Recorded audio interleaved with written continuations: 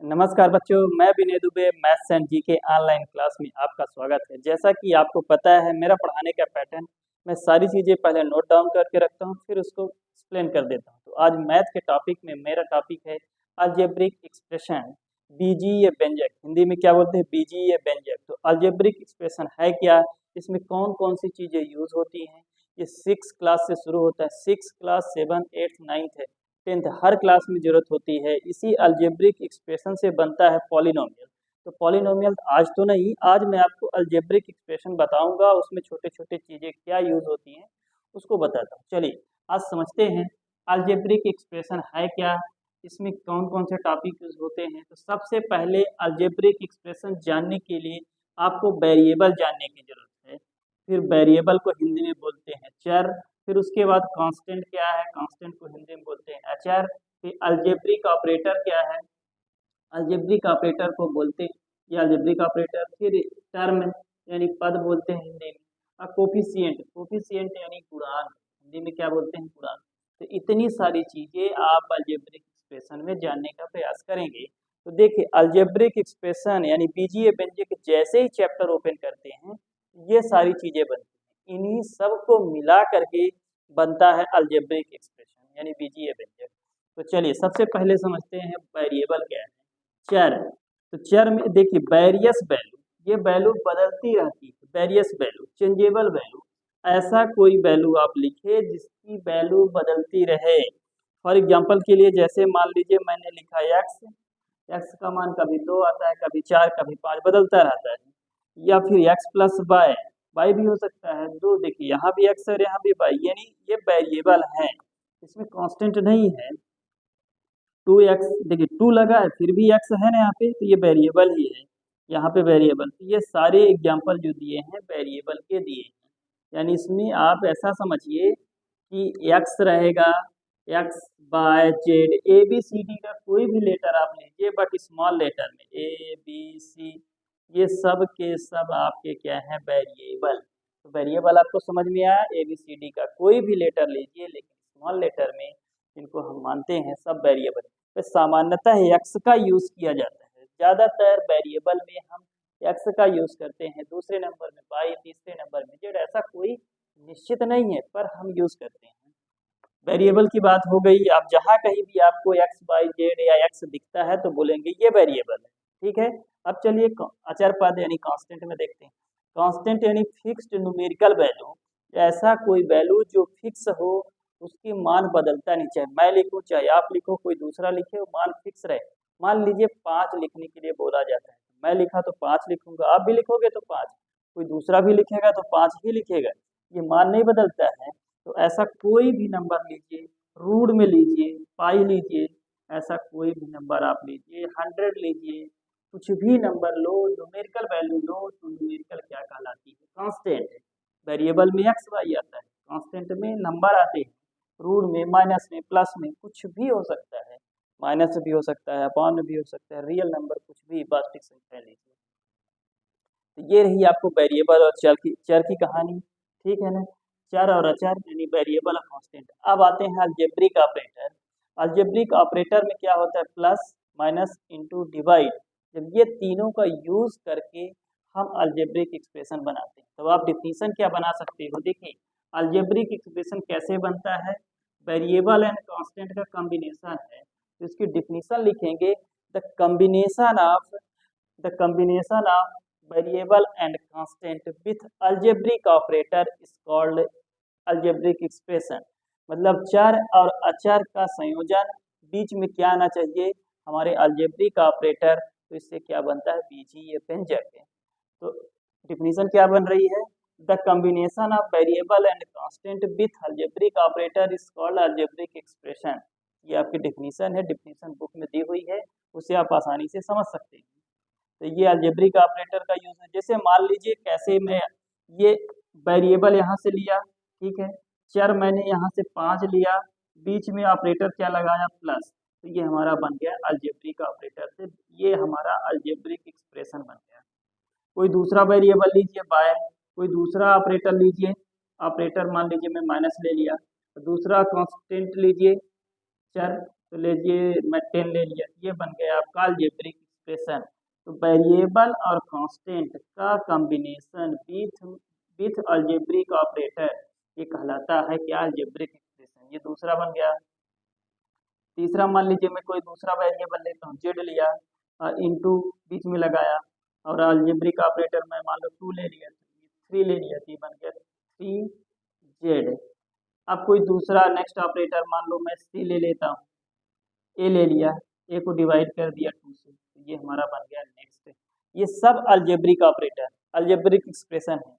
ये भी algebraic expression है, ये भी अलजेब्रिक एक्सप्रेशन है, ये भी अलजेब्रिक एक्सप्रेशन है, और ये भी। कैसे बने हैं, वेरिएबल और क्या है, कांस्टेंट, वेरिएबल एंड कांस्टेंट का कॉम्बिनेशन विथ अलजेब्रिक ऑपरेटर। अब देखिए आते हैं, जब ये दोनों बन जाते हैं, जैसे ही अलजेब्रिक एक्सप्रेशन बना, तो अब आते हैं नेक्स्ट बात आती है टर्म। अब टर्म कैसे, टर्म को डिसाइड प्लस और माइनस करते हैं, separate by the plus minus, अलग अलग कर देंगे। प्लस और माइनस कहीं लिखा है तो टर्म बदल जाते हैं। जैसे देखिए यहाँ पे x प्लस वाई लिखा है, अलजेब्रिक एक्सप्रेशन बना है, तो x प्लस वाई से यहाँ प्लस आया बीच में, तो ये आप कितने टर्म है, इसमें 2 टर्म है, x और 5 मिला के 2 टर्म, बीच में कौन बताया, प्लस। यहाँ भी कितने टर्म है, 1 और 2, ये कौन बताया, माइनस। तो 2 टर्म है, यहाँ पे एक ही टर्म है, प्लस इंटू नहीं बताता टर्म, डिवाइड भी नहीं बताता टर्म। टर्म से कौन बताते हैं, प्लस और माइनस डिसाइड करते हैं कितने टर्म हैं। कोई मैं दूसरा एग्जांपल लिखूं, देखिए यहाँ पे एक टर्म ये है, दूसरा टर्म, तो 2 टर्म का ये अलजेब्रिक एक्सप्रेशन लिखा हुआ है। ये अलजेब्रिक एक्सप्रेशन है, कितने टर्म का अलजेब्रिक एक्सप्रेशन है, 2 टर्म का।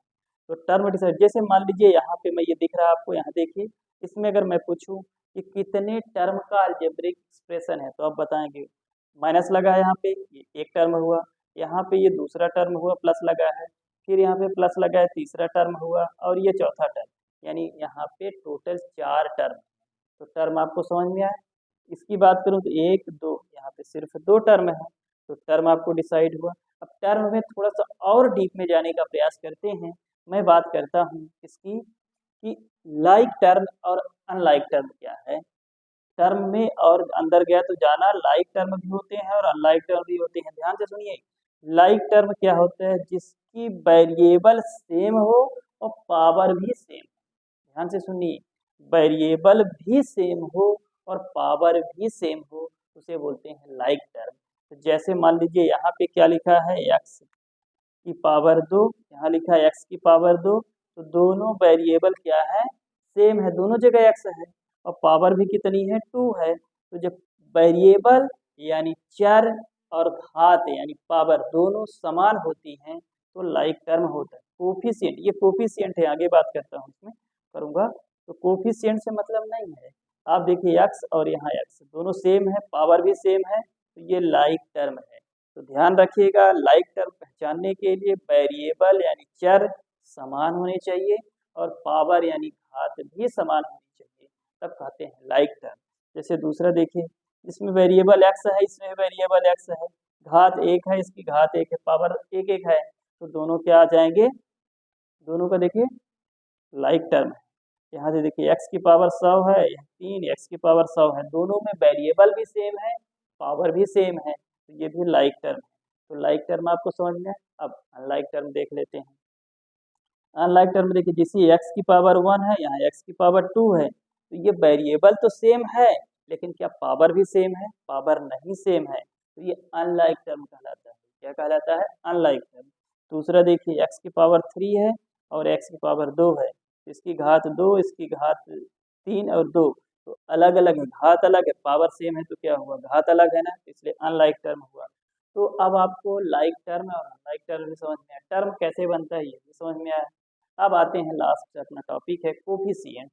कोफिशिएंट को देखते हैं, कोफिशिएंट को हम कैसे पहचानेंगे, हमारा कोफिशिएंट क्या है। यहाँ कोफिशिएंट देखिए, जैसे मान लीजिए अलजेब्रिक एक्सप्रेशन दिया हुआ है, ये अलजेब्रिक एक्सप्रेशन है, कितने टर्म का है, 1 2 3 4, 4 टर्म का अलजेब्रिक एक्सप्रेशन। अब इसमें मैं पूछूं, लाइक टर्म तो नहीं है इसमें, कोई भी टर्म पहचानिए, आपसे बोला जाएगा कितने टर्म का है, 4 टर्म का, लाइक टर्म ढूंढिए, कोई नहीं है लाइक टर्म इसमें। तो चलिए बताइए, x की पावर 7 लिखा है, वेरिएबल है। अब वेरिएबल की पावर में यहाँ x की पावर में 7 है, तो उसके बगल में देखिए कितना नंबर लिखा है, तो x की पावर में 5 लिखा है, x की पावर 7 में x की पावर 7 में क्या लिखा है, बगल में 5, तो x की पावर 7 का कोफिशिएंट यानी गुणांक, x की पावर 7 का कोफिशिएंट यानी गुणांक होगा 5। आई बात समझ में, मतलब गुणा किसका किया हुआ है, जिसका आप कोफिशिएंट पूछ रहे हैं उसमें किस नंबर का गुणा किया है वो कहलाता है कोफिशिएंट। अब आपसे मैं पूछूं x की पावर 4 का कोफिशिएंट क्या होगा, तो ध्यान से देखिए इसके बगल में क्या है, 3 है ही, 3 के साथ माइनस भी है, तो -3 होगा, इसका आंसर क्या होगा, -3। अब मैं आपसे पूछी x का कोफिशिएंट क्या है, इसको देखिए और बताइए x का कोफिशिएंट क्या है, x के बगल में +2 है, यानी इसका कोफिशिएंट 2 होगा। अब देखिए इसमें तो x है ही नहीं, तो कोफिशिएंट किसका पूछेंगे, तो कोफिशिएंट तो है नहीं है ना, इसमें कांस्टेंट टर्म बताया जाए, कांस्टेंट टर्म क्या है, 2 है, तो ये रहा आपका कांस्टेंट टर्म की कहानी। अचर पद है 10, यहाँ से अचर पद कितना है 10, x का गुणांक है 2, और देखिए x पावर 4 का गुणांक है -3, x पावर 7 का गुणांक है 5, तो ये सारी चीज़ें कोफिशिएंट यानी गुणांक की कहानी हुई, ये टर्म की कहानी पूरी बताया, ऑपरेटर यहाँ यूज होते हैं प्लस माइनस इंटू डिवाइड, फिर ये अचर बताया और चर कांस्टेंट और वेरिएबल, तो ये रहा अलजेब्रिक एक्सप्रेशन की एक छोटी सी कहानी। ऐसे ही अलजेब्रिक एक्सप्रेशन जब आपसे बनने लगेगा तो हम पढ़ेंगे पॉलिनोमियल, अलजेब्रिक एक्सप्रेशन से ही पॉलिनोमियल बनता है, अगर आपको अलजेब्रिक एक्सप्रेशन नहीं आएगा तो पॉलिनोमियल फिर नहीं बन पाएगा, क्योंकि अगर मैं कल अब आपको पॉलिनोमियल पढ़ाऊंगा तो पॉलिनोमियल जानने के लिए ये पूरी सारी चीज़ें आपको पता होनी चाहिए। तो बीजीय व्यंजक यानी अलजेब्रिक एक्सप्रेशन से ही क्या बनता है, पॉलिनोमियल यानी बहुपद, क्या बनता है, पॉलिनोमियल यानी बहुपद, तो ये सारी चीज़ें आपको पता होनी चाहिए। तो ये रही हमारे तरफ से अलजेब्रिक एक्सप्रेशन की एक छोटी सी कहानी बताने का। अगर आपको पसंद आया है तो लाइक और सब्सक्राइब करिए, लाइक और सब्सक्राइब करें और इसको शेयर भी करें, इसको शेयर भी करें जिससे हमारी कुछ मदद हो सके। अगर आपकी कुछ मदद हो रही है तो मैं आपसे कुछ नहीं, छोटा सा सजेशन दे रहा हूँ या फिर सुझाव या फिर जो भी आप बोल सकते हो, इसको आप सब्सक्राइब कर सकते हैं और लाइक कर सकते हैं, शेयर भी करिए। चलिए।